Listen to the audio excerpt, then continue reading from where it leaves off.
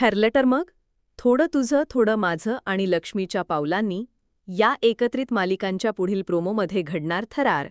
सुभेदार कुटुंबाच्या घरात शांतता पसरलेली असते, पण ही शांतता वादळापूर्वीची असावी याचा कुणालाच अंदाज नसतो.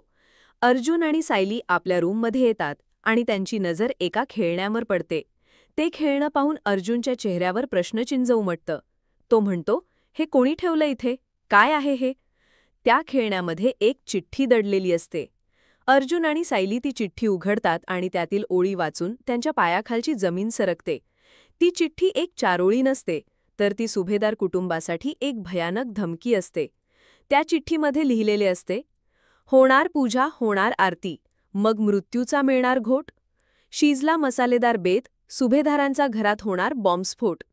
हे वाचून सायली आणि अर्जुन यांना जबरदस्त धक्का बसतो. त्यांच्या चेहऱ्यावर भीती आणि चिंतेची स्पष्ट भावना दिसते.